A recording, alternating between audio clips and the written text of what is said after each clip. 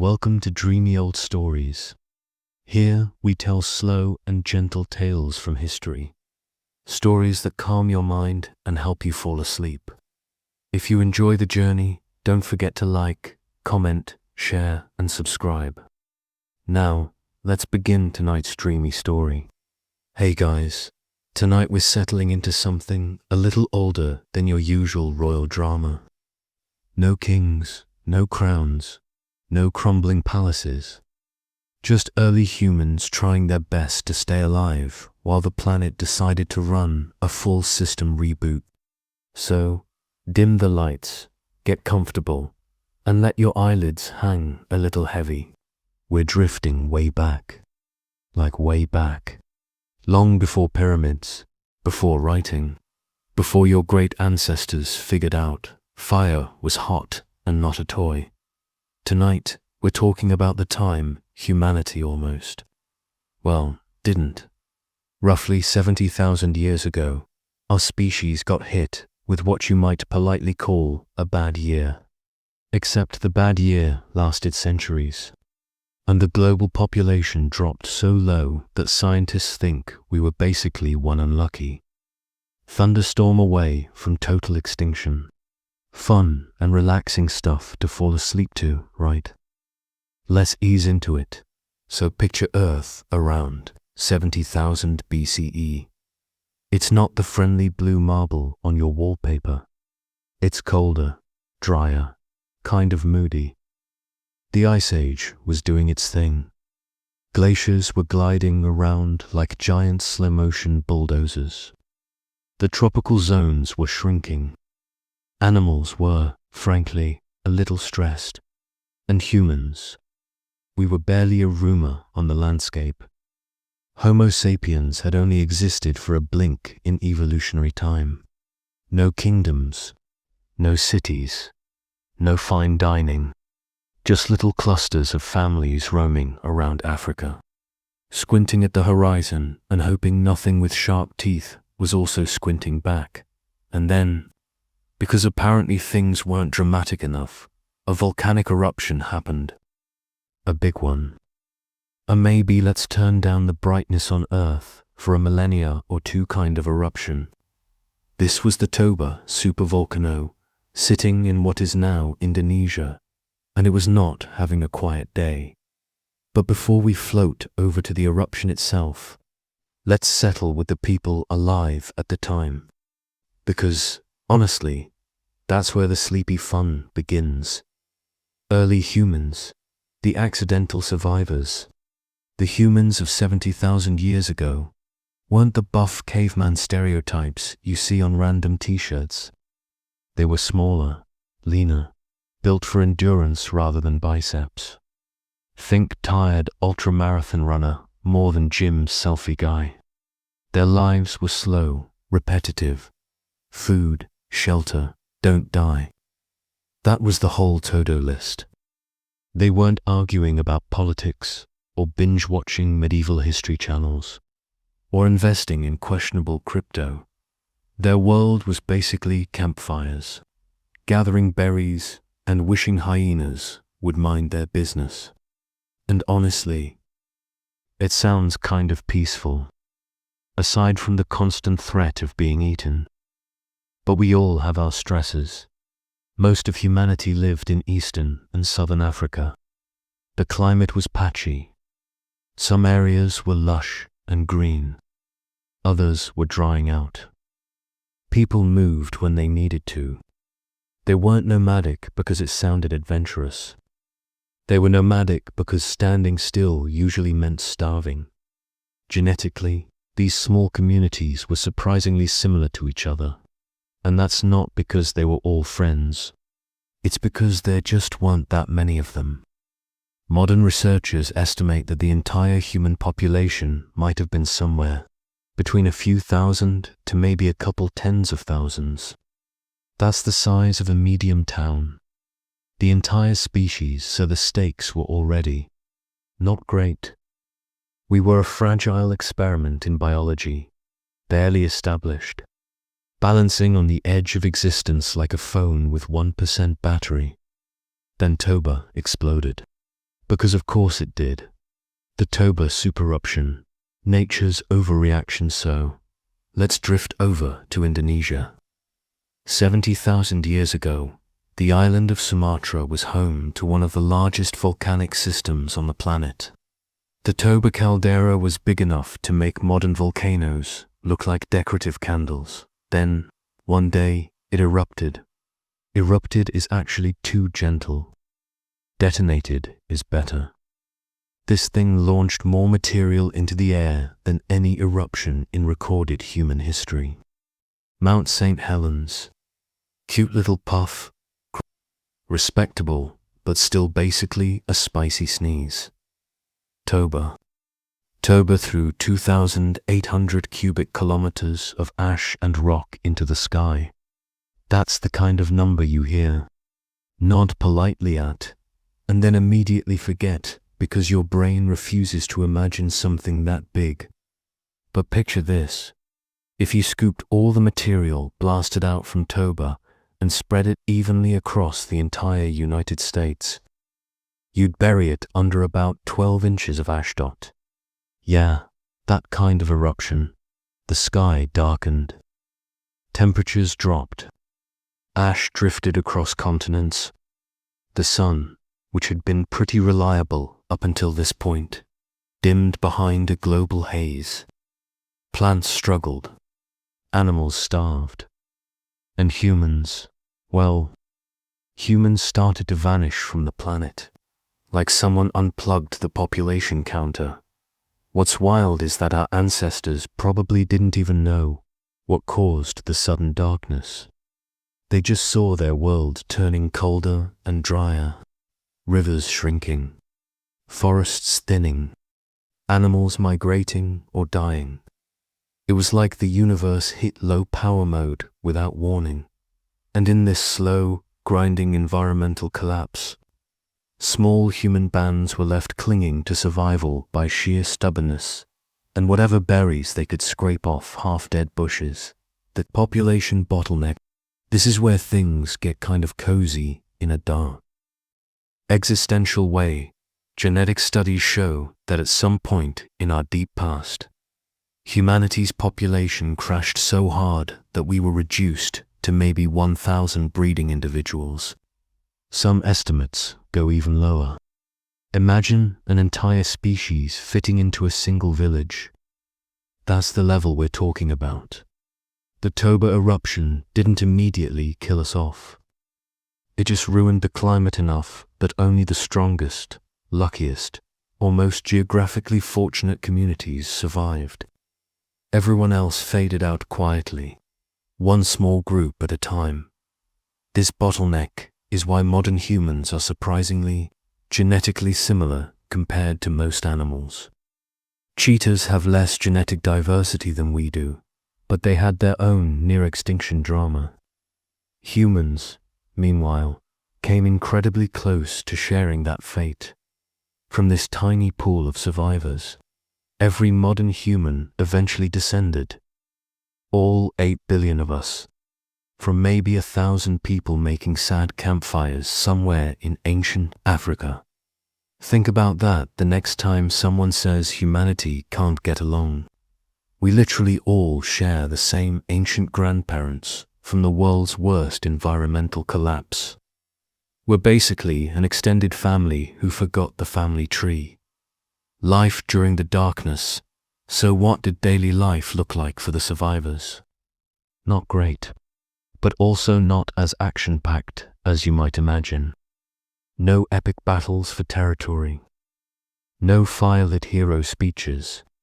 Just a lot of quiet, hungry days. Food was scarce. Plants struggled under the climate shift. Animals were migrating to find better environments, which made hunting unreliable.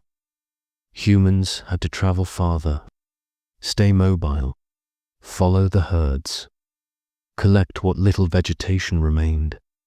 Campfires became central to life, not just for warmth, but for morale. Early humans were already storytellers. They shared memories, myths, advice, and anxieties around the fire. Honestly, it probably sounded like every family complaining about the weather.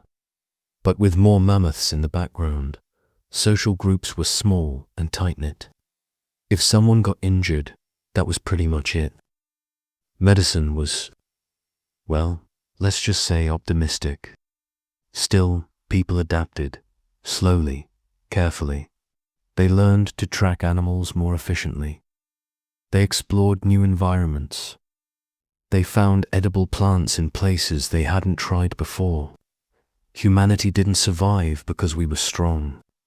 We survived because we were curious, collaborative, and too stubborn to give up. And as the decades rolled into centuries, the volcanic ash slowly settled. The climate stabilized. The world thawed, and humans began to spread once again. Leaving Africa, the slow drift outward after the bottleneck, humanity took its time recovering. Thousands of years. No rush. The global population grew inch by inch. Small communities expanded into new territories. Some followed coastlines. Others trailed grasslands. Eventually, a few groups began edging out of Africa entirely. One of the earliest routes was along the Arabian Peninsula. It wasn't a bold migration with flags waving. More like, oh look, there's food over there. And then they kept going. These early migrants didn't know they were becoming the ancestors of billions of future people. They just knew they needed water and shelter. Their expansion into Asia, Europe, and beyond was incredibly slow. Generations lived and died within a few miles of where they were born. Migration was glacial but steady. As groups spread out, their cultures slowly changed. Different climates, different animals, different foods. But genetically, they all carried the same signature, the mark of a population that had once been almost erased. That's why scientists can trace nearly all human DNA back to that tiny pool of survivors. The Toba bottleneck wasn't just a disaster. It was a reset point, a pruning of the human family tree, until only a few fragile branches remained, and from those branches grew the entire human story. Let's drift back to Toba for a moment. Eruption itself created a caldera so massive that it eventually filled with water and became Lake Toba. Today, people visit it as a scenic tourist spot. Calm water, pretty mountains, peaceful atmosphere. Hard to imagine that the same place once nearly wiped humanity off the face of the earth. But that's kind of the theme of ancient history. Beautiful landscapes with horrifying backstories. Like nature's version of someone who looks sweet and innocent, but has absolutely chaotic life choices. Scientists debate how severe the Toba impact really was. Some argue it caused a volcanic winter so harsh that global temperatures dropped several degrees for years. Others think the effects were regional rather than global. The truth is probably somewhere in between. But for fragile early humans already struggling through an unstable climate, Toba didn't need to be apocalyptic everywhere. It just needed to make life a little harder, a little colder, a little less predictable. That alone was enough to push us to the brink. The quiet survival of our ancestors. What's remarkable about this era is how uneventful it truly was. No epic migrations, no dramatic revolutions, just slow, steady persistence. It's almost ironic. Humanity nearly went extinct not because of a sudden catastrophe alone, but because survival became a long, monotonous grind. Every day was about doing just enough to see the next sunrise. That's the soothing part of this story. Our species didn't endure because of grand heroics. We endured because small groups of ordinary people just kept walking, kept cooking, kept caring for each other, kept going. They didn't know they were the ancestors of future empires. They didn't know they were carrying the fate of an entire species on their shoulders. They were just trying to stay warm and fed, honestly. If there's ever been a metaphor for human life, that's probably it. Let's settle back into that ancient world where everything moved at a pace that would make even the slowest modern Monday feel energetic. We're still drifting around the aftermath of Toba, watching early humans try to recover without any clue that they're starring in the longest survival story ever told. As the volcanic haze thinned over decades, small human bands stayed tucked into whatever pockets of Africa still had decent water, edible plants, and animals that hadn't fled the neighborhood in terror. These areas became lifeboats, not comfortable ones, more like the kind of lifeboat with a leaky bottom and a single person pretending they know how to row. But still, lifeboats. If you had wandered across Africa then, you wouldn't have seen anything dramatic. No massive movements, no brave leaders rallying their people, just tiny groups living quietly near riverbanks, coastlines, and forests that still had enough life to keep going. That's the funny thing about real prehistory. It wasn't cinematic. Nobody was shouting, "We must survive." They were probably saying things like, "Is this root edible?" And, "No." "Okay, someone help me dig a new hole." But this unremarkable day-to-day existence is the reason we're here. And as air slowly cleared, temperatures inched up, and plants began to recover, humans found breathing room. Not much, but enough slow climate recovery, slower human recovery. The Earth wasn't in a hurry to bounce back from the Toba eruption. Climate systems take their time. They don't check your calendar. For centuries, things were cooler and drier than normal. But plants are stubborn. Grasses returned. Shrubs spread. Trees reclaimed lost ground, and humans followed. Very slowly, imagine. A world where walking 10 miles counted as a major expedition, where long-term planning meant deciding whether to stay near the river or try your luck in the valley. People didn't have maps or strategies. They just had instincts, observation, and an unhealthy respect for giant cats with big teeth. During this long recovery, something subtle was happening in human culture. Something that would help shape the next 70,000 years. Cooperation. I know it sounds basic, but cooperation was the real secret weapon of early humans. We weren't the strongest species, or the fastest, or the scariest, but we were the ones who figured out that sharing food, watching each other's backs, and not eating the last piece of dried meat without asking made life easier. Small groups that worked together survived. Groups that didn't probably became part of the food chain. This quiet, cooperative lifestyle created strong bonds. Early humans depended on each other more deeply than most modern families stuck in a group chat. And honestly, that might be the most heartwarming part of our ancient past. Genetics, the unintentional family reunion. So, let's drift into a simple but funny truth. Modern humans are all weirdly genetically similar because our ancient ancestors didn't have many dating options after the bottleneck. The total population across Africa was probably around the size of a high school auditorium. If you didn't like the personality of the guy from the next valley over, tough luck. That was your entire dating pool for the next several generations. Today, we have 8 billion people spreading across every continent. Back then, you had maybe 100 in a good region, a few dozen in others. Some groups were so isolated they probably didn't meet new faces more than once or twice a generation.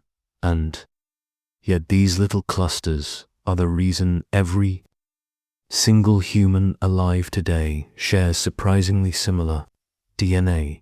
We're like a planet-sized extended family reunion that never ends. Everyone's related.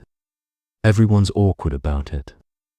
And nobody wants to talk about the ancient equivalent of marrying your third cousin because, well, there was no alternative. But don't worry. That's just how bottlenecks work. It wasn't weird for them. It was the only option. The tools they carried. Let's drift down to the sandy soil for a minute and look at what early humans actually carried with them. Their toolkit was incredibly simple but effective. Stone flakes, scrapers, wooden spears hardened in fire, baskets made from woven plant fibers. Nothing fancy, no branching aisles like a hardware store. Just a few multi-purpose tools and a lot of improvisation. Stone flakes were especially important. They were sharp, easy to make, and perfect for butchering animals or chopping plants. People could produce them in minutes. If TikTok existed back then, every video would just be someone cracking stones together and saying, "Hey, I made a sharper one." Fire was still a treasured skill. Everyone knew its value. Warmth, light, protection, cooked food.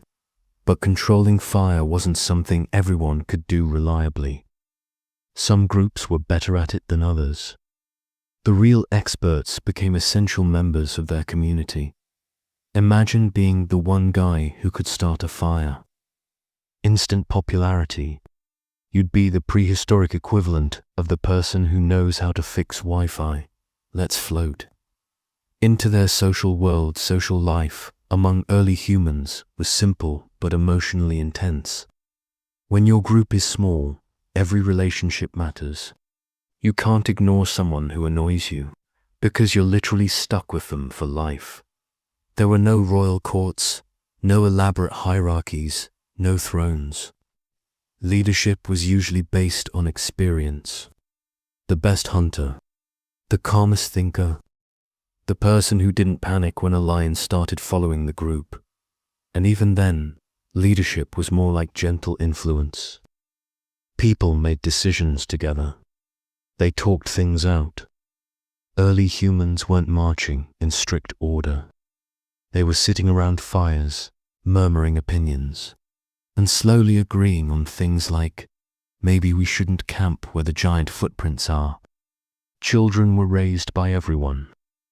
The whole group took care of them. Infants were passed from person to person.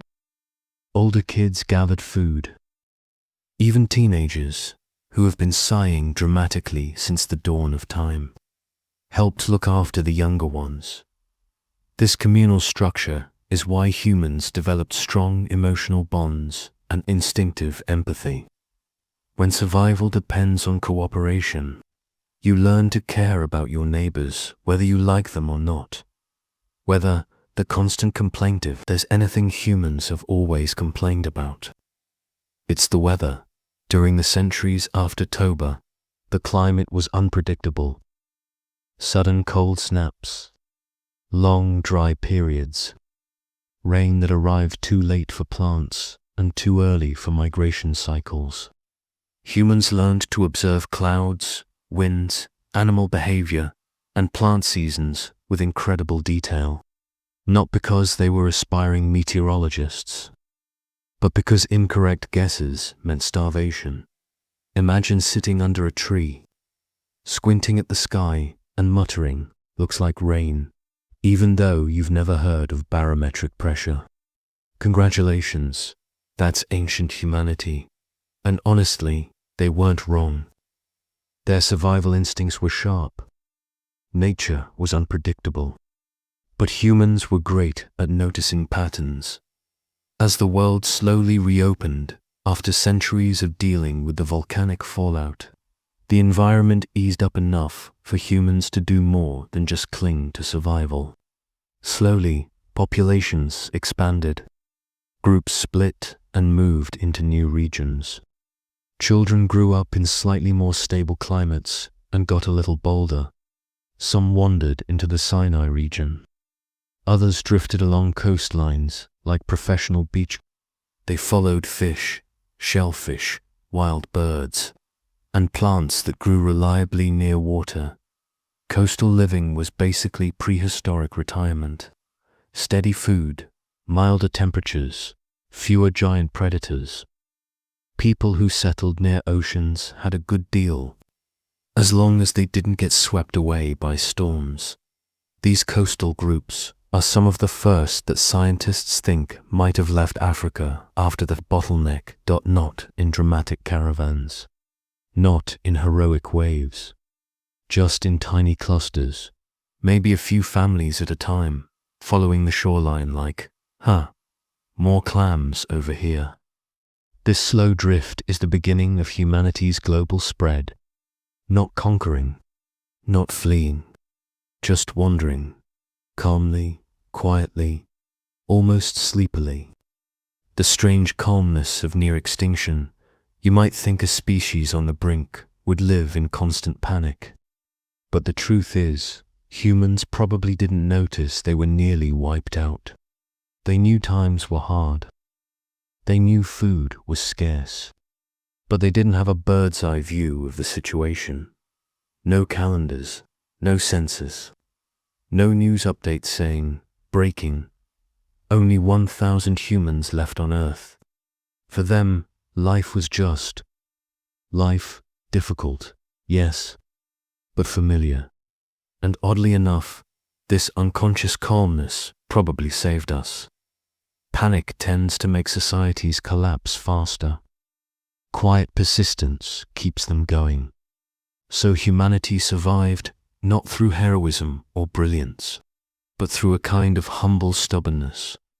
Wake up, walk, find food, make fire, sleep, repeat for centuries. So let's drift a little deeper into the minds of those early humans who survived the bottleneck. Because while the world around them was slowly stabilizing, something else was happening inside their small communities. Something that would nudge humanity forward inch by inch. Communication. Not full language yet. Not poetry. Not bedtime rants about prehistoric politics. But the beginnings of something more than gestures and grunts. Early language. The soft murmuring of a species trying. Its best researchers think early humans already had a simple proto-language before the Toba eruption. Basic words. Maybe names for animals, tools, family members, and daily needs. After the bottleneck, these scattered communities leaned on those sounds even more. Cooperation became essential, so communication followed. Quiet calls during hunts. Murmured warnings about predators. Soft exchanges around the fire after a long day. There's a good chance early humans had emotional sounds. Comforting hums, soothing murmurs, maybe even little chuckles when someone tripped over a root. Laughter is extremely old. It's practically built into our wiring. Imagine evenings in those ancient camps. A small fire. A few figures sitting close together, using simple sounds to tell each other where the water was, who found berries, and who saw a lion that was way too close for comfort. Language didn't appear suddenly. It built itself out of necessity, just like everything else back then. And once groups became slightly bigger and safer, they started naming things more often. Naming places. Naming animals. Naming each other. Naming the one guy who kept wandering off and getting lost, because, of course he did. Naming gave structure to their world. A sense of permanence in a life that was otherwise completely unpredictable. The rhythm of their day's life settled into cycles. Humans woke with the sun, slept when it set, walked miles, gathered food, watched their children climb rocks and try to eat the wrong plants, fixed tools, cleaned hides, and probably complained about sore feet. If you time-traveled back and silently observed a group for a full day, nothing dramatic would happen. No chases, no fights, no sudden disasters, just steady, quiet movement. The calm monotony that modern people spend thousands of dollars trying to recapture through meditation. Early humans had that naturally. Not because they were enlightened, but because that was the speed of life. And honestly, that's probably why this story makes such a good sleep script. The entire human species survived due to routines so uneventful they'd put even a caffeinated historian to sleep. Why groups split and wandered as the population slowly increased. Something predictable and very human started happening. Groups got too big. Resources got stretched. Opinions clashed. Someone didn't like how someone else roasted roots. Someone else thought they knew a better spot for water, and, because this is humanity, people slowly drifted apart. There wasn't drama about it. No epic arguments. No prehistoric, we're never speaking again. Just a couple of families packing their baskets, adjusting the straps on their animal skins, and telling everyone we're heading east.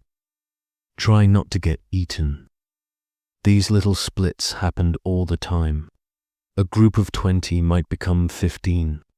15 might become 10. 10 might grow again over generations and split again. This constant cycle, growing, splitting, wandering, spread humans across Africa long before they ever wandered into the rest of the world.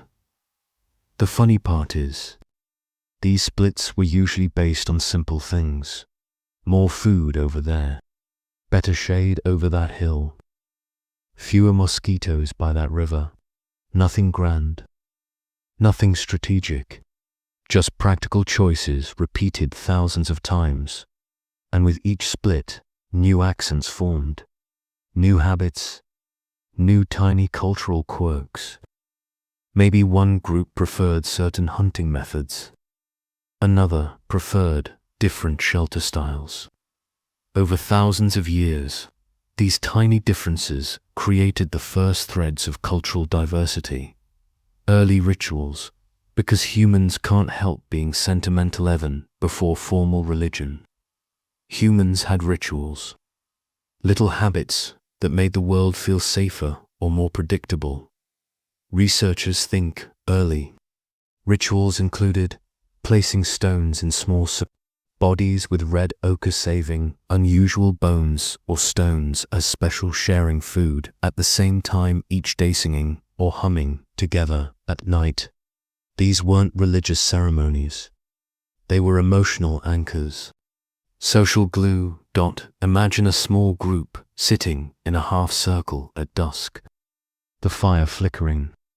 Someone humming a simple pattern. Others joining softly. Children falling asleep on parents' laps. Rituals gave comfort in a world full of uncertainty. When everything around you is unstable, humans naturally create pockets of stability, even tiny ones. Rituals were like the prehistoric version of bedtime. Routines predictable, slow, reassuring, perfect for sleep. Not that they knew that. The first signs of curiosity saved humanity. Not strength, not weapons, not even intelligence, at least not in the fancy modern sense. Just the basic impulse to poke things and go, what's this? As the climate warmed, some humans explored new forests and river systems. They discovered plants they hadn't tried before. They figured out which berries didn't kill them, which roots softened when cooked, which animals were easiest to track. Curiosity expanded their diet, expanded their territory, expanded their confidence. Over generations, These small experiments helped populations grow. Slowly, very slowly. There wasn't a moment where someone triumphantly declared, "We have survived."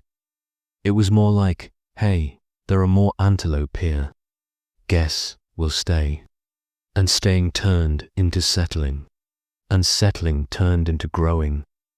And growing, over many thousands of years, hinted at something new, exploration beyond Africa. But we aren't drifting out of Africa just yet. We still have more slow, ancient calm to rest in. How humans bonded. The emotional survival toolkit humans, even back then, were deeply emotional. It's why we survived. They comforted each other when someone got hurt, shared food even when supplies were low, grieved when someone died, protected children who weren't biologically theirs, formed long-lasting partnerships that were more about cooperation than romance. This emotional structure, this early empathy, helped humans weather the bottleneck. Groups that cared about each other stayed together longer. Shared effort, shared warmth, shared knowledge. Those bonds also made humans more stable over time. You can only survive through a centuries-long climate collapse if you can rely on the people around you, and they could. That's why our brains evolved the way they did. Humans are wired for connection, for shared stories, shared glances, shared tasks. Even then, people sat by the fire and talked softly about the day. Who found food? Who saw tracks? Who nearly stepped on a snake? Who had a weird dream that made no sense but was apparently worth sharing anyway? Nothing exciting, nothing dramatic, just life. And it kept going. A species quietly rebuilding by the time humanity had survived a few hundred generations past Toba. The world was very slowly resetting itself. Rains returned more regularly. Plants thickened.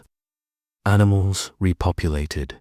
Humans expanded into new territories with the patience of moss growing across stone. It wasn't even noticeable on a human timescale, but across centuries, it added up. The global population, still tiny, grew from a few thousand to maybe 10,000, then 20, then more, slow, steady, a quiet rebound.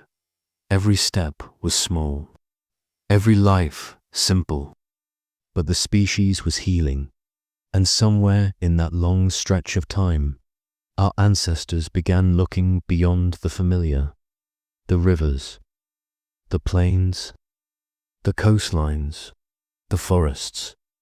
They began wondering what was over the next ridge, not because they were looking for adventure, but because curiosity, once activated, never turns off, and that curiosity would eventually lead humanity out of Africa and across the world.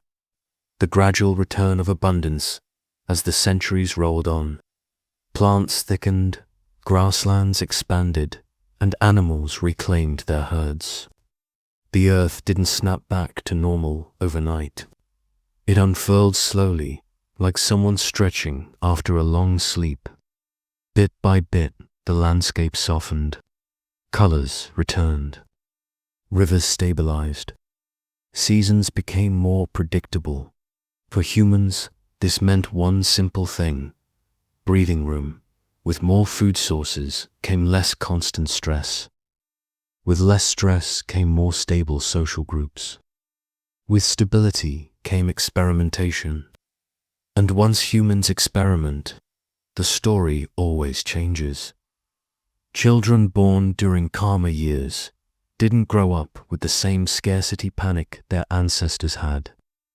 They played more, observed more, tried new tools, carved wood in different patterns, sharpened stones in new ways, maybe even invented prehistoric versions of toys, because, let's be honest, kids have always tried to distract themselves from chores. Adults, meanwhile, began teaching more deliberately, showing younger members how to track, how to gather, how to find shelter, how to read the land. These lessons weren't formal, just quiet instructions passed down through murmured sentences and careful demonstrations. Knowledge became a shared inheritance, and that changed everything. Humans weren't just surviving, they were practicing being human. Early creativity, the first spark of what if. Once the environment calmed, early humans had something rare, a little extra time at the end of the day. Not a lot, but enough for creativity to sneak in. This didn't mean cave paintings yet. Those would come tens of thousands of years later. But small creative acts appeared first. Body paint made from red ochre, perforated shells used as ornaments, simple carvings in wood and bone.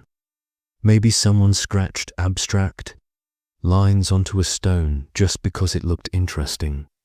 You can almost picture a small group sitting around a fire, half asleep, quietly decorating themselves because they finally had the mental space for it. And creativity wasn't just decoration. It was practice for problem solving. The more humans experimented, the more they discovered. The more they discovered, the more adaptable they became. And adaptability was the only reason they eventually left the continent where all of this started. A slow drift toward exploration. By now, the population was still incredibly small, but healthier. Young people grew up without remembering the worst of the volcanic aftermath. They had a world that felt open again. Food was more abundant. The rivers weren't drying up every season. Animal tracks were easier to follow. When you're born into calm, you get curious. So some groups wandered farther than their parents. Not far, maybe just a little beyond the usual range. A new ridge, a new valley, a coastline they hadn't visited in generations. Sometimes they found nothing and walked back. Sometimes they found better food and stayed. Sometimes a few families decided they preferred the new place and quietly peeled away from the group. This gentle branching is what eventually nudged humanity out of Africa. Not bold expeditions, not daring migrations, just small, repeated decisions. Let's see what's over there. Oh, this place is nice. Guess we live here now. Exploration was never a plan. It was a side effect of curiosity, late survival skills, the quiet mastery of the land in the final centuries before humans began spreading significantly. Something else settled into place: mastery. Slow, steady mastery. Groups became experts at knowing which plants appeared in which season, animal behavior by subtle whether by watching sky color crafting tools that lasted, longer marking paths and territories. Through memory alone, imagine a world where everyone knew the land intimately. Every tree, every bend in the river, every safe place to sleep. Every spot where lions liked to lurk, because of course they would. This connection to the land wasn't poetic. It was practical. It kept them alive, and it formed the mental framework humans carried as they eventually left Africa behind. The same instincts would guide them through deserts, forests, coasts, and mountains for tens of thousands of years. The first whisper of expansion by the time humanity reached a population size that could handle a little wandering. Still tiny by modern standards, but much larger than after the bottleneck. The Earth was ready. Climate stable enough. Plants widespread. Animals plentiful again. Small groups pushed into northern Africa. Some made their way toward the Sinai Peninsula. Others lingered along the Red Sea coast. Lakes shifted. Rivers opened new paths. Coastlines formed natural routes. These weren't coordinated journeys, just families following water, shade, or migratory herds.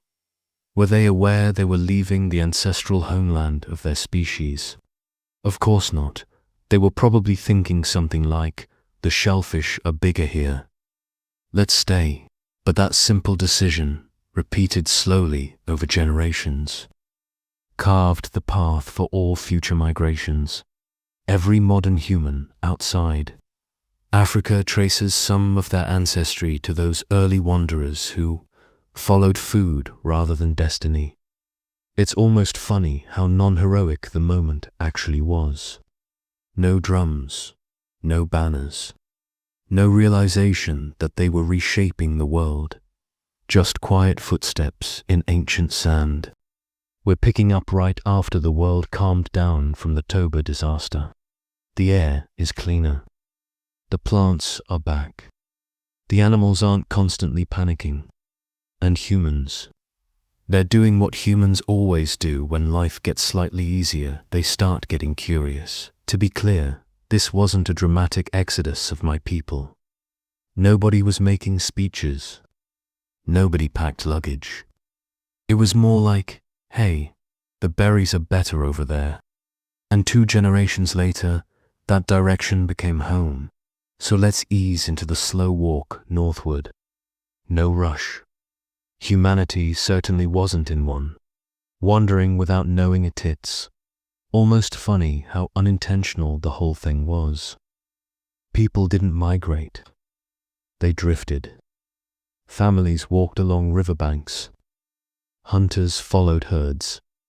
Gatherers shifted with seasonal plants. Imagine a group of maybe 20 people. Kids asking too many questions. Elderly people complaining about their joints. One uncle insisting he absolutely knows the way, even though he definitely doesn't. You know, basic humanity. They walked a little farther this year than last. They found a new watering hole. Birds nested nearby. Shade was better. And suddenly, this new place felt right, so they stayed. But staying always came with a little wandering. People explored, tried new fishing spots, scouted for shelter, looked for edible plants, and over centuries, these tiny drifts added up. 100 yards, 1 generation. A few miles the next, and before long, some groups realized the landscape looked different. Different soil, different trees, different weather, different animals, maybe even different neighbors, distant cousins who'd wandered along a different route. Humanity began to fan out across the northeastern edge of Africa, softly, patiently, barely. Noticing it was happening life near the Red Sea. Of the gentlest migration corridors sat along the southern Red Sea coast. Today, it's known for heat that could bake a shoe. But 60 to 70,000 years ago, it was cooler, more humid. Plants grew well. Animals roamed. Shellfish were everywhere. Shellfish became humanity's low-effort buffet. Easy to collect. Reliable year. No chasing involved. No being chased by something involved. An early human dream. So groups began following the coast, slowly, step by step, never out of sight of the water. Not because they were afraid of getting lost, though that didn't help, but because water meant survival, and the coastline gave them a gentle, almost lazy path northward. Picture it, small groups walking barefoot on damp sand, leaving faint footprints that would vanish within hours. Kids splashing in tide pools, adults cutting open shellfish with stone flakes, fires crackling in the evening. Soft murmurs mixing with the sound of waves. If early humans had the vocabulary, they might have called it peaceful. They didn't, of course. But it was. the long pause at the threshold. Eventually, these groups reached a region near the Bab-Mandeb Strait, a narrow stretch where Africa and Arabia almost touch. Today, it's filled with shipping lanes and border controls. Back then, it was just there, drier than the lush coastline behind them, windswept, open. A little intimidating, but still. Manageable groups settled nearby for generations. They didn't cross immediately. There was no pressure to. Africa had been home for hundreds of thousands of years. Staying was easy, familiar, but every so often, a season would bring less rain, or herds would move, or shellfish beds would be picked clean, and a few individuals, probably the younger ones, would look across the narrow sea channel and think, well, that doesn't look too far. They didn't see continents. They saw more coastline, more land, more potential food, more of the same world they'd known. And eventually, someone tried crossing, not a fleet, not a planned expedition, probably just a few families at a time, using simple rafts or waiting for unusually shallow tides. Maybe some walked across exposed land when sea levels dropped. You won't find an epic prehistoric diary saying, Day 1, left Africa, feeling optimistic. But the result is the same. A trickle of humans reached Arabia, and from there, the long wander began in earnest. Life in a new land that wasn't actually that new once. Humans stepped onto Arabian soil. The world still felt familiar. Same sun, same winds, similar animals, similar plants. If anything, early Arabia offered a blend of grassy patches, dry valleys, and scattered oases that weren't too different from northeastern Africa. No shock, no culture clash, just another landscape to learn. Small groups moved along coastal plains. Others ventured inland following waterways that no longer exist today. A few settled around lake systems that have long dried into desert. But at the time, Arabia had periods of rainier seasons, grasslands spreading across areas that today look like the surface of a forgotten planet. Human groups wandered through these environments with the same slow, cautious confidence they used back home. They didn't rush, didn't conquer, didn't build anything permanent. They simply explored, gathered food, rested, and moved when necessary. The migration wasn't a march. It was a drift, a very sleepy drift. The genetics of the Great Drift now, here's the cozy part. All non-African humans today descend from those tiny coastal groups who, at some point in the last 70,000 years, wandered out of Africa. Not all groups left. Most stayed. Africa remained humanity's largest home and cultural center for the vast majority of our species' existence. But the ones who drifted outward carried the imprint of that ancient bottleneck.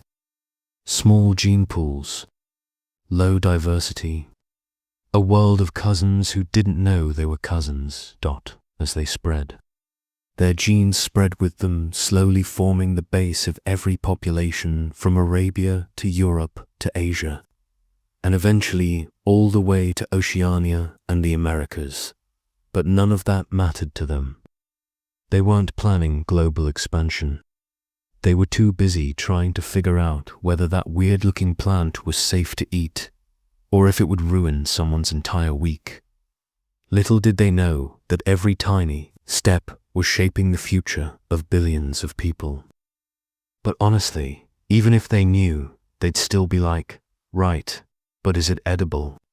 Why small groups survived better than large ones, this part is quietly fascinating.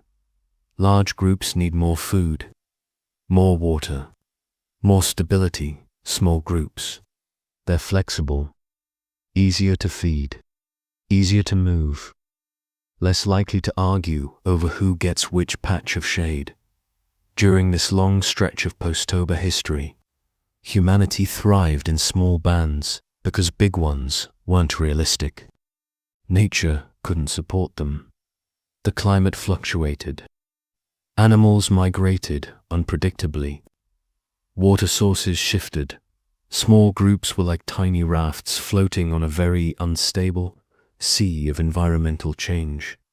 And because small groups traveled more easily, they were the ones who pushed outward, slowly, calmly, almost absent-mindedly. Each group carried fragments of culture, a favorite tool-making trick, a song hummed at night, a ritual gesture used before eating, and over thousands of years, these fragments gradually diversified, not because people wanted to be unique, but because isolation does funny things to traditions. If 10 people walk off into a new valley and stay there for 20 generations, their descendants will absolutely think they invented something special, when really it all began as a bored person tapping a stone differently one evening. The silent spread across Arabia over time. Humans filled Arabia like water filling a shallow bowl, slowly, evenly, moving wherever the climate allowed. During wetter periods, grasslands spread across what is now desert. Human groups followed these green corridors. During drier periods, people retreated toward the coasts or higher elevations with better rainfall. There was no route, no singular path, just wandering. Some groups veered southwest, looping back toward Africa. Some zigzagged north, eventually brushing against the Middle East. Some hugged the shores of the Arabian Sea. All of it was gentle. All of it was quiet. All of it took thousands of years. If you compressed the entire migration into a time-lapse, it would look like a slow, shimmering haze drifting across a map, never in a straight line, never coordinated, always small groups at a time. And yet this haze would eventually shape the entire human story. Let's ease back into that slow spread across Arabia. The world is still quiet. No empires, no kingdoms, no royal scandals yet. Just small human groups, moving like a soft ripple through landscapes that would someday host some of history's loudest civilizations. But for now, it's all peaceful wandering and cautious curiosity, reaching the northern gateways as generations passed. Some groups began drifting toward the northern edge of Arabia, where the land narrows into the Levant, the region that would someday become the crossroads of countless cultures. Back then, it wasn't a crossroads. Just rolling hills, open plains, and enough seasonal water to support plants and animals. To an early human, it simply looked like another place to gather food and hope nobody stepped on a thorn.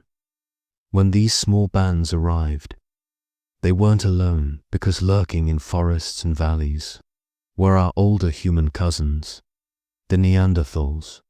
Not monsters, not brutes, just robust, muscular people with big chests, big noses, thick bones, and the kind of physique you get when your entire lifestyle is basically lift heavy things or freeze. Seeing a Neanderthal for the first time must have been confusing. Here's someone who looks like you, but also looks like they could bench press you using one hand. Early Homo sapiens probably whispered things like, "Do we say hello? Do we leave quietly? Why is he taller on every side?" But interactions weren't necessarily hostile. Most were probably neutral to groups eyeing each other from a distance, both hoping the other wasn't planning to steal their water source. And every now and then, well, genetics tells us people mingled. Let's just say that curiosity didn't stop at food and tool making. A world with multiple human species, we often picture early humans wandering alone through empty landscapes. But the truth is much more interesting and stranger. Back then, Homo sapiens weren't the only humans around. The world hosted multiple human species at the same time. Neanderthals in Europe and Western Asia, Denisovans in parts of Central and Eastern Asia, Homo erectus still lingering in a few pockets. Isolated hominin groups in Southeast Asian, us tiny, fragile. Recovering Homo sapiens imagine walking through a valley and realizing that a different branch of the human family tree lived there. Same upright posture, same hands, same social bonds, but a completely different lineage. It's the prehistoric equivalent of discovering your apartment complex has tenants you've never met who look almost like you, but run on a different brand of evolution. Humanity wasn't a single species spreading out.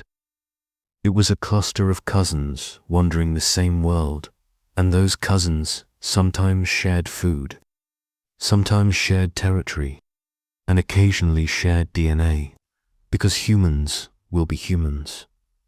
Why the Levant was a big deal.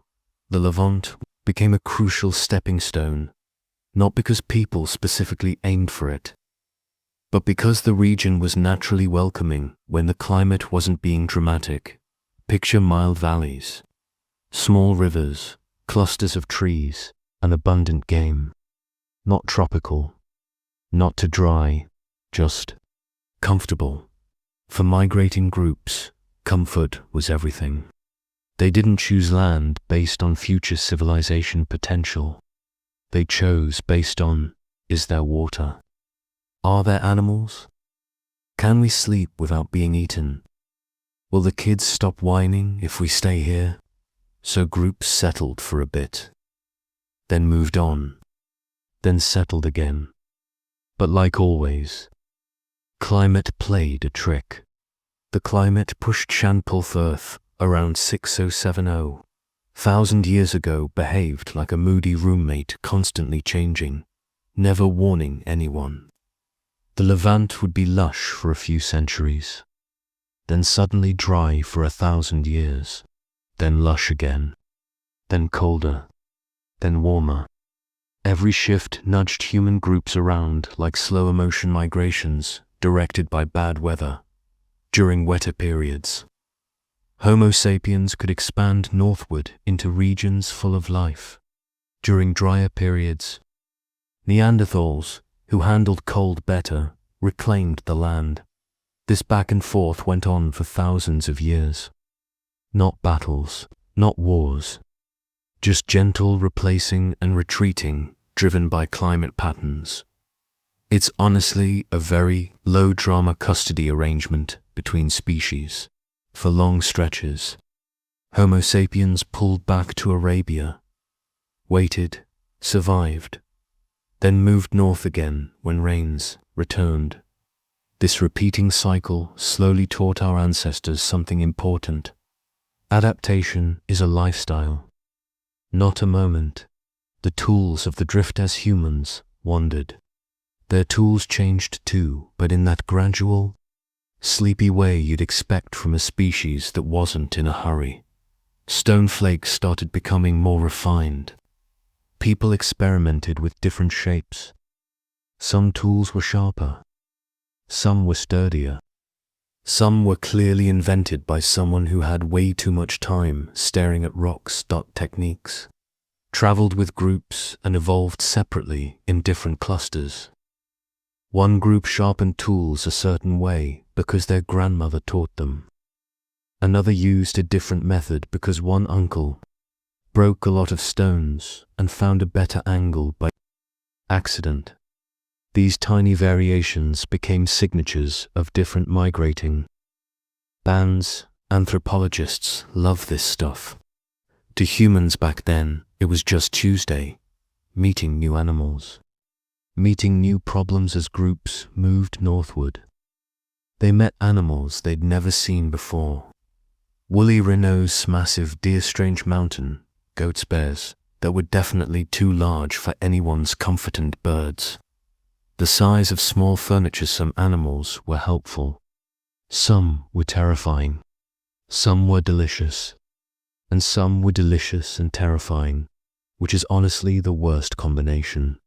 Humans learned slowly. They watched, listened, tracked cautiously, found new ways to hunt, or decided not to hunt something because the last guy who tried didn't come back. Every new animal taught humans something about survival. Every new plant sparked curiosity or regret. It was a world of quiet trial and quiet error. Human expansion didn't happen in a straight line. People often imagine migrations as straight arrows on a map. Reality looked more like tangled threads. Groups moved north, then retreated south, then drifted east, then died out, then were replaced, then merged, then split again for tens of thousands of years.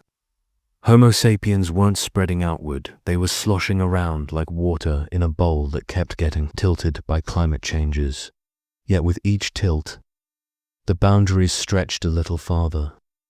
More land explored, more paths discovered, more connections made.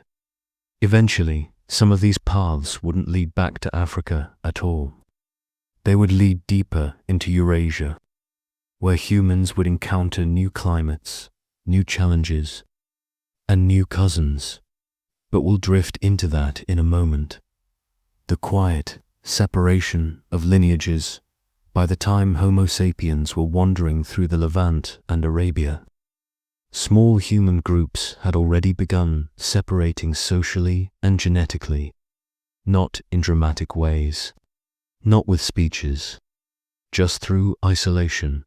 A valley here, a river system there, a drought forcing one group to move, a flood cutting another group off. Over thousands of years, these tiny divides added up. Different groups began developing slightly different features, slightly different languages, slightly different habits. Nothing drastic, just the earliest hints of diversity. They were still all one species, still closely related, still capable of mixing. But the world was big, and humans were finally starting to spread out enough that they no longer lived in constant contact. This is where the story of humanity begins to branch in slow, gentle arcs. Drifting toward Eurasia, some groups followed grasslands and river corridors northward into what is now the Middle East. Others lingered around the coasts, finding comfort in familiar shorelines. A few, very few, crossed deeper into the mountains. Each path brought new landscapes, cooler air, higher elevations, different prey, narrower valleys, more unpredictable weather. This wasn't a single wave. It was hundreds of tiny ripples over thousands of years. But eventually, some ripples carried humans into the heart of Western Asia, where Neanderthals had lived for hundreds of thousands of years. The world was about to get interesting, but still in a very slow, sleepy way. Meeting the Neanderthals properly this time, so picture this: a small group of Homo sapiens making their way into a cooler valley. New smells, new animals, new landscape, and then a figure in the distance. A Neanderthal, stocky, powerful, shoulders like a retired wrestler, face wide and heavy-boned, hair thick enough to survive winter without even trying. It must have been the prehistoric equivalent of seeing a stranger who looks like they belong to the same species, but also very much does not. Neanderthals were well adapted to cold climates. Broad noses for warming air, short limbs to reduce heat loss, dense bones that made them feel like walking tree trunks. In contrast, Early Homo sapiens stroll in looking like slightly underfed distance runners with better cheekbones. It was cousins, meeting cousins, one side built like a furnace, the other built like a heating bill. But here's the surprising part. They didn't immediately fight. Most likely, they just kept their distance. There were probably cautious stares, slow movements, maybe some curiosity on both sides. A little territorial tension, but nothing dramatic. Neither species had the numbers for conflict.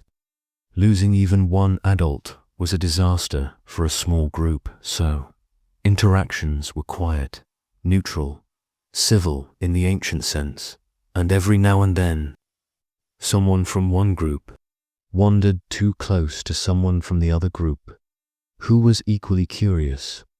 Genetics tells us the rest. The calm coexistence, and Homo sapiens shared the Levant off and on for tens of thousands of years. Not constantly, but in long, overlapping waves shaped by climate. During cold periods, Neanderthals dominated the region. They handled frost like it was a mild inconvenience. Their bodies were built for it. Their hunting strategies tuned to harsh environments. When warmer, wetter phases returned, Homo sapiens drifted back in. They preferred milder climates, abundant plants, and coastlines where food was easier to find. It was a slow dance of presence and absence. No one was rushing to push anyone out, mostly because no one had the energy for drama. Food came first. Survival came second. Everything else was optional. If neighbors appeared, you tolerated them. If they left, you shrugged and kept gathering roots. This is the gentle rhythm humanity lived by. The first winter lessons the Middle East wasn't exactly Arctic, but it wasn't tropical either. As Homo sapiens wandered north, they learned the hard way what winter actually meant. Thicker animal skins, more reliable fire-making, better shelters using branches and hides, seasonal movement into valleys that stayed warmer. Early humans weren't innovators by choice. They were innovators because nature kept inconveniencing them. You can imagine one group huddled in a makeshift shelter, staring at the frost and thinking, "So, this is awful. Let's not do this again." And, slowly, they figured out what Neanderthals had. Known for ages, adapting to cold was slow, tiring, repetitive, but doable. Most importantly, it taught Homo sapiens a kind of flexibility that would eventually take them into every climate on Earth, from the tropics to subarctic zones. Quiet lessons, learned over countless winters, one uncomfortable night at a time. Why some groups turned back not, everyone stayed in the Levant. For every group that said, "Let's keep going," there were others who walked a few valleys north, saw a frostbitten patch of ground and said, "Nope," and drifted right back through Arabia. This back and forth crossing was normal. Humans weren't migrating toward a destination. They were responding to conditions. Food shortages, heat waves, dry spells, rain cycles. They'd push forward during good years, retreat in bad ones, move sideways in confusing ones. Think of it as the slowest, least coordinated road trip in history. The growing skill set of a wandering species by this point. Homo sapiens began accumulating a quiet collection of survival skills, simply because they kept encountering new problems. They learned how to track big mammals they'd never seen, how to find water in rocky terrain, how to identify plants that grew only in colder regions, to maintain larger fires for longer, how to create temporary shelters for wind protection, how to follow animal migrations up and down, seasonal, paths. None of these skills appeared suddenly. They formed like sediment, layer after layer of practical knowledge dropped by each generation, and the more environments humans tested, the more durable they became. By the time groups were comfortably established in Arabia, and occasionally in the Levant, Homo sapiens had already become adaptable enough to eventually enter Eurasia, but that would take time. A lot of it, and humanity, as always, was in absolutely no hurry. The quiet expansion into Western Asia toward the end of this slow drift. Some human groups finally pushed past the Levant into deeper parts of Western Asia. Not many. Not fast, just small clusters, maybe a few families. Moving along river corridors and grassy plains, it must have been surreal for them. New landscapes that stretched wider than anything they had seen. Colder winds, forests thicker than African woodlands, animals that behaved differently, seasons that actually mattered, and yet, the world didn't feel dangerous, just unfamiliar. Every step forward was followed by long pauses, years in the same valley, months near the same river, decades in familiar hunting grounds. Settling wasn't a commitment. It was simply resting, then moving again when food shifted. These first expansions into Eurasia planted the seeds for what would eventually become a global spread. But at this stage, it was still small, still quiet, still slow. We're stepping into the moment when small human groups eased into Western Asia, pushed a little farther than before, and accidentally started populating an entire continent. Slowly, sleepily, one quiet valley at a time, crossing the threshold into Eurasian now. Eurasia wasn't exactly welcoming. It wasn't hostile either. It was just bigger, wider, more unpredictable. A place where climates shifted dramatically with the seasons, where forests stretched farther than anyone had ever imagined, and where rivers weren't gentle trickles, but full-bodied monsters that flooded whenever they wanted to. But to early humans, none of that mattered much. They moved because food moved. They explored because curiosity whispered. And they stayed wherever conditions didn't immediately terrify them. So imagine a small band, maybe 20 people, stepping into a meadow surrounded by trees they'd never seen. The air cooler, the wind sharper, the animals unusually hairy. Someone probably muttered, "This is different." But different didn't mean bad. Different just meant let's observe quietly and not get eaten. So they stayed. Forests. The new challenge. Africa and Arabia had forests, but nothing like the dense, shadowy woodlands of Eurasia. These forests were big enough to get lost in 4 days, full of sounds that made humans tense up at night. Creaking branches, hidden predators, bird calls that absolutely did not sound friendly, and early humans had to adapt fast. Tracking animals in tall grass was one thing. Tracking them through forests with thick undergrowth and no visibility was a whole new challenge. So humans learned how to listen for subtle sounds, to read broken twig show, to smell for herd show, to move quietly, how to avoid bears the size of bad. Decisions these forests also forced early humans to rethink their tools. Spears had to be thrown closer. Firewood was abundant but wet. Shelters needed to be sturdier and more insulated. Every forest lesson was learned. The slow way, trial, error, repeat. But over time, humans became competent forest dwellers. Not experts, just competent enough not to perish immediately. Winter, the first real enemy of forests, were confusing. Winter was downright rude. Africa had cool seasons, sure, But Eurasia had winter, cool, teeth-chattering winter that didn't care if you were a fragile primate with limited body fat. The first cold season must have been shocking. Picture early, humans sitting around a fire, wrapped in thin skins, staring at snowflakes falling like, what is this? And why won't it stop? Food became scarce. Animals migrated. Plants died back. Water froze. The cold seeped into bones in ways they had never experienced.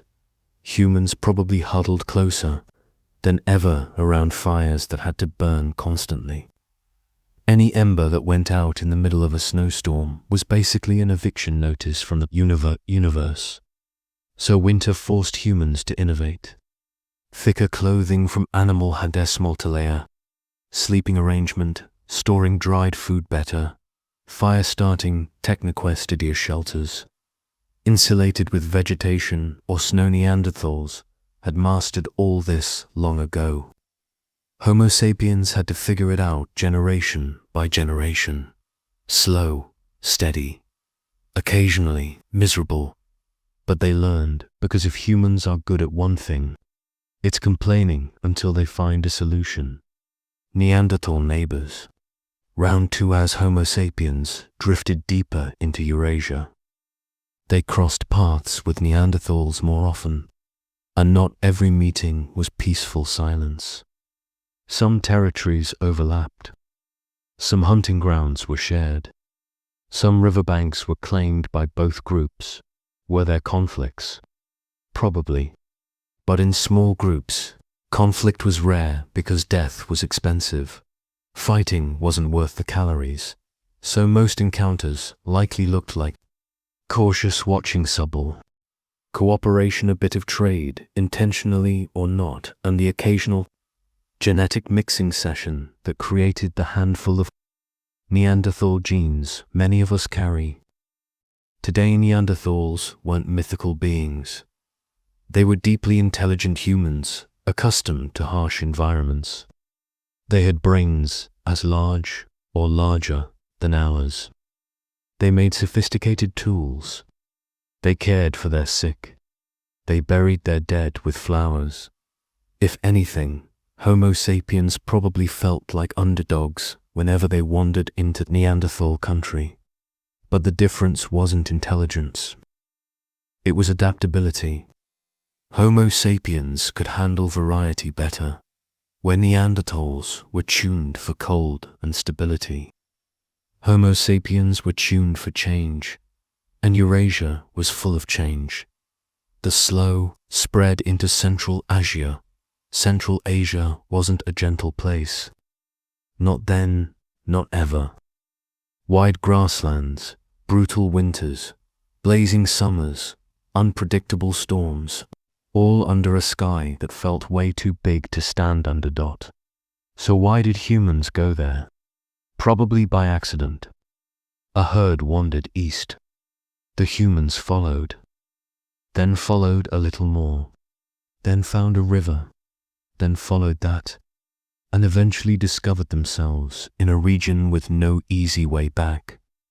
Central Asia wasn't empty. It was full of giant mammals, woolly mammoths, woolly, rhinoscent, deer, wild horse predators that were entirely too confident. Early humans learned these landscapes slowly.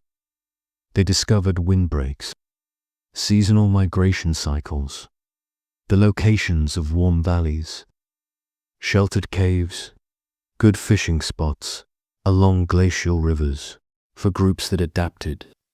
These open plains became a steady home. But many groups probably took one look at the wind chill and walked right back west, muttering something equivalent to, "No thanks." Absolutely not. The first great branching of humanity is, more groups spread into Eurasia. Something important happened. Something so subtle they never would have noticed.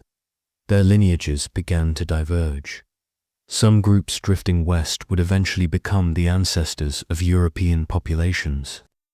Others drifting east toward the steppes would become ancestors of Asian groups. Some lingered in the Middle East for thousands of years. Some circled back south. Some drifted toward the Indian subcontinent. Nobody was consciously founding future civilizations. They were just looking for warmer places to nap. But these tiny directional choices created genetic and cultural branches that shaped all of human history. Different climates created different tool styles. Different animals created different hunting strategies. Different food sources created different diets. Different isolation created different languages. This was the beginning of global diversity, born not from intention, but from long-term wandering and environmental nudging. Why humanity spread so slowly, a fun thing to remember. Humans didn't walk across continents in a generation. They walked across continents in thousands of generations. People weren't migrating. They were living, hunting, resting, raising children, following herds, moving when they needed to, staying when things were comfortable. On a human timescale, nothing changed. On an evolutionary timescale, everything changed. A group might only move a few miles in an entire decade, but the next generation moved a little farther, and the next. The spread wasn't movement. It was seepage. Humanity didn't colonize Eurasia. It soaked into it like slow rain. We're still in that era where humanity feels more like a whisper than a presence. A faint trail of footprints in soft soil. A bit of smoke rising from a hidden campfire. A single stone flake left behind because someone didn't like the shape of it. But even whispers can drift far when they last thousands of years, finding shelter in a colder world as humans pushed deeper into Eurasia. One of the first things they learned was that caves were surprisingly useful. Not glamorous, not comfortable. But when the wind started howling and snowflakes decided to fall horizontally for fun, caves felt like 5-star prehistoric hotels. Some caves had natural chimneys that vented smoke. Some had dry, elevated ledges perfect for sleeping. Some had stable temperatures all year round. And some had neighbors, bears, usually, forcing humans to quietly back out and pretend they never came in. Cave living didn't turn humans into permanent cave dwellers. They still preferred open landscapes. Caves were more like seasonal Airbnbs, great during storms, terrible during bear season. But these shelters allowed humans to endure winters that would crush them a few hundred generations earlier. Step by step, season by season, they were becoming a species capable of living almost anywhere. Clothing, the early fashion that actually mattered before reaching colder climates. Humans already used hides for warmth, but Eurasia forced them to level up. They learned to scrape hides, clean or soften them with oils and repeated stretching stitch pieces together. Using bone needles, wrap multiple layers for insulation. Hides tightly to prevent wind from cutting through gund occasionally. Decorate clothing with simple patterns or shells. They weren't fashion icons, but they were warm. It's easy to imagine a small group huddled in a shelter. Someone inventing the prehistoric version of a jacket, and everyone else saying, "Wow." Revolutionary in the calmest monotone imaginable. Clothing wasn't a luxury. It was survival tech. And small improvements, better stitching, tighter seams, softer hides, made the difference between life and frostbite. Traveling along rivers were the highways of prehistory. Not in a speedy way. More in a, if we follow this, we probably won't die thirsty way. Early humans stuck close to rivers because rivers meant water in a mouthpick, plantal. Roots and fewer chances of getting hopelessly lost. Alongside a river also meant fewer arguments about direction, which was definitely a bonus. Over time, humans learned entire landscapes by following waterways. Some rivers led to mountain valleys. Others opened into fertile plains. Some forked into new opportunities. And some lead straight into very unfriendly territories where groups made a collective decision to turn around immediately. Rivers shaped migration, not because humans wanted to explore, but because rivers were the easiest thing to follow without thinking too hard. The slow spread into southern Asia while some groups drifted north and west, others moved east and south.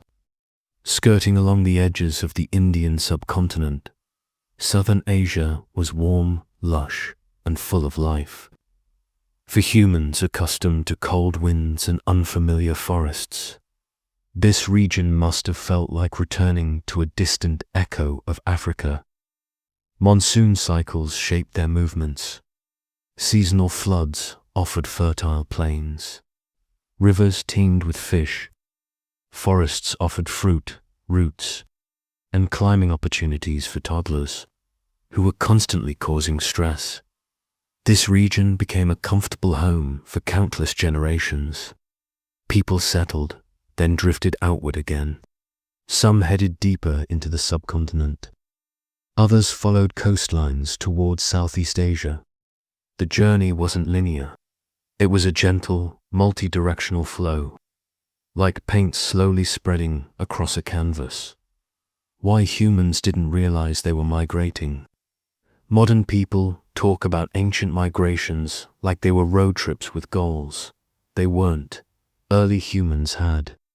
No maps, no concept of continents, no idea where coastlines in dead no awareness that they'd left.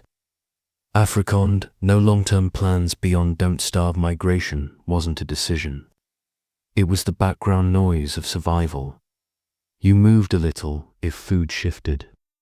You moved more if climate worsened. You settled if everything felt decent. Generations passed. Children grew up never knowing the land their parents lived in. Grandchildren drifted farther without meaning to. Great-grandchildren saw entirely new landscapes. And after enough time, a species originally huddled in Africa found itself spread across half the world. Not through ambition, through routine, encountering Denisovans without knowing it as humans, pushed further east into Central and East Asia. They met another branch of humanity, the Denisovans. Unlike Neanderthals, Denisovans left almost no visible trace. No famous bones, no dramatic skulls, no caves full of artifacts. Just a genetic echo that shows up in modern populations. Across Asia and Oceania. This means early Homo sapiens didn't fight them, didn't avoid them, didn't even treat them like others.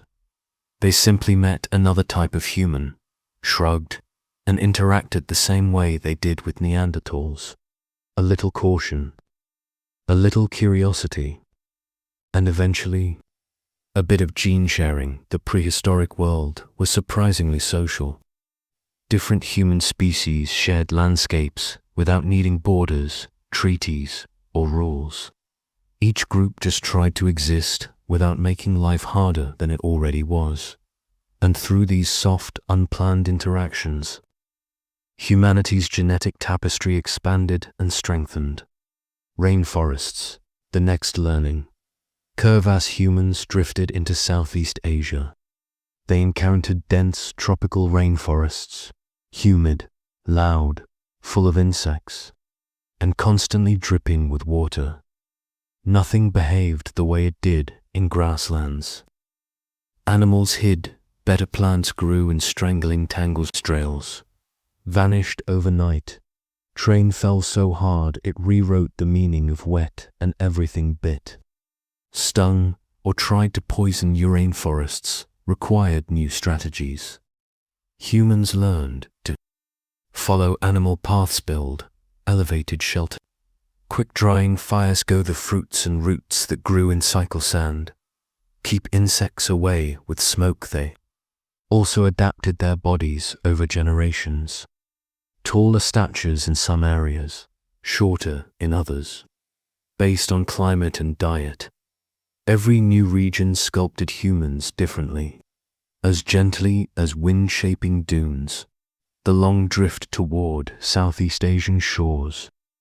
Small human groups reached the coastlines of Southeast Asia. These coasts were rich, warm, full of fish, full of shellfish, full of fruit trees, full of gentle weather patterns punctuated by the occasional dramatic storm. Coastal living became another prehistoric comfort zone. People stayed near beaches for generations. Then some drifted farther south. A little more, until they reached lands that no longer touch the Asian continent. This gradual, accidental island hopping would eventually lead humans toward ancient Australia, but we're not there yet. We're still drifting, slowly, through southern Asia. The growing web of migration by the end of this phase. Humanity was spread like this. Homo sapiens in Western Asia, Homo sapiens in Central Asia, Homo sapiens in Southern Asia, Homo sapiens in Southeast Asians, still more in Arabia and Africa. Different climates, different foods, different shelters, different traditions, different tools, but all still one species. All still small groups, all still quiet wanderers. Humanity hadn't conquered the world. It had simply filled it, softly, gradually, like light seeping through a long hallway, the edges of the known world known to them. Anyway, by the time humans had wandered into southern and eastern Asia, the world must have seemed impossibly huge. And yet, they only ever saw tiny pieces of it. A river bend here, a clearing there, forests that felt endless, coastlines that looked like the edge of everything. People lived within little circles of awareness, maybe 20 miles across, maybe 100 in rare cases. They knew the trails, the seasons, the safe spots, and the dangers within that circle. Everything outside was just over there. A vague concept where food might exist or might not. They weren't exploring continents. They were expanding their comfort zones, one cautious step at a time. The patterns of movement that never felt like patterns. Looking back from a modern viewpoint, we see clear migration routes across Eurasia. Long arcs stretching from Africa to the Pacific, trails that connect deserts, forests, mountains, and islands. But to the people making those journeys, there were no routes, no destinations, no migration. There were only places where food grew, seasons that changed, herds that wore key drivers, that dreed forests, that tides that shifted, and the instinct to follow wherever things looked gentlest, was simple decision-making repeated across thousands of years by thousands of small groups. And somehow, it carried humanity from a single continent to half the world. The beginning of regional identities without anyone noticing, not cultural identities. Those would come tens of thousands of years later. But biological and environmental identities. Groups in colder climates developed broader noses for warming, respiratory airstachia, builds for heat, retention, Higa, calorie, needs more physical strength from hunting. Bigger game groups in tropical regions developed slimmer builds for cooling, darker skin tones for UV. Protection diets, rich in fruits and gathered plants, faster reproductive rhythms due to abundant resources.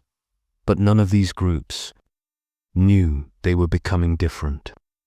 They just adapted, quietly, naturally, in ways that made sense to the land around them, and those tiny differences, accumulated across thousands of years, would eventually write the blueprint for the incredible cultural diversity that came later. But at this stage, they were still the same people, just shaped by different winds. The first soft cultural echoes, even without permanent settlements. Early humans carried cultural habits that drifted from group to group like gentle currents, a particular way of knapping stone tools, tendency to decorate bodies with ochre, of singing or humming round, fire hunting strategies passed down by memories, stories explaining natural events, rituals before long walks or hunts, ways of comforting children, ways of mourning the dead. None of it was organized. None of it was recognized as culture, but it was there, small, tender behaviors that made each group feel like a little world of its own. These early cultural echoes are among the oldest threads in humanity's tapestry. Faint but unbroken, the soft spread toward the Pacific, toward the end of this phase. Some human groups began drifting farther into Southeast Asia, eventually reaching locations where the land itself began breaking into islands. This region, rich, humid, stormy, and overflowing with life, offered everything they could want. But it also came with new challenges. Monsoon rains dense, forests unfamiliar, predators rivers that flooded dramatically, and coastlines that shifted with sea levels. Still, they stayed. And slowly, very slowly, some groups followed the island chains. Farther south, this was the beginning of a journey that would eventually lead to ancient Australia. Not in this part, but soon, and again, none of it was intentional. It was just humans doing what they always did, moving when something pulled them, stopping when something felt right. Everything effortless, everything accidental, everything profoundly slow.